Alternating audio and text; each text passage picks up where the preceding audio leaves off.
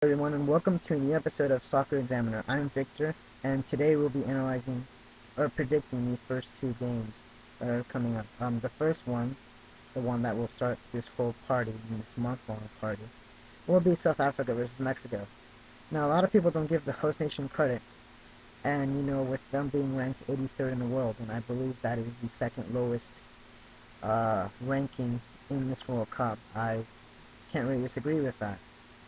Mexico, on paper and publicity speaking, with a rich history in football or soccer, actually, whichever word you use, they should actually win. But there are a lot of factors to take account. The fact that South Africa is actually the host is a big factor. I believe the Bafana will be pumped up by their own fans. They know the field, the temperature, the climate, the altitude for some of the regions where the games will be played. So that alone is a big advantage that they have. I've also heard that there will be a lot of noise out there. I don't know exactly if that'll be a factor, but that will probably benefit teams that tend to know how each player in their team knows their habits and their style of play. So this will, if there is a noise factor, it will probably affect the teams that need to be more vocal. Well, besides that, uh, Mexico. The other factor is that it will be the first match in the whole tournament, and that might be uh, really distracting or uh, really nerve-wracking for the younger people, and that is why I believe Javier El Vasco Aguirre is opting for more experienced players, if that's the word you want to use. That's why he is starting with Franco instead of El Chicharito, and why he's putting Oscar El Conejo Perez in goal instead of the rightful, goalkeeper in my mind, which would be Ochoa. Um, but I think both of them are going to use a 4-5-1. South Africa is going to be more defensive on that account, which is probably a good thing, because I'm not sure if South Africa will have the quality of players that Mexico has in order to actually, full on attack Mexico. But by this formation, I believe they will play a counter-attacking soccer style. Um, you know, they'll focus mainly by playing on the wings because that's what they're best known for, their speed. So they will be playing a lot of the wings. Yeah. So uh, talking about the coaches, Javier Vasco Aguirre says his team is ready. Um, I'm not sure if that's true. Um, there have been a lot of negatives with the friendlies they've had, except against Italy, but Italy wasn't exactly at their best either, if you saw that final. Um, and Carlos Alberto Pereira, what can I say about him? He has already won this tournament um, once with Brazil, I believe, in 1994. So he has a lot of experience coming out with South Africa. So I believe actually South Africa will win.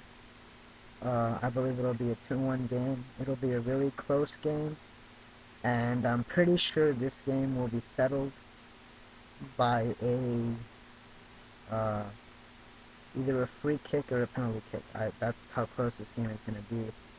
Um, whether the ref will favor the host nation, I'm not sure. People have been talking about that. What do you think? Although there is a tendency to favor the host nation, but we will see about that. So enough about that game. Next game that's coming up is France against Uruguay.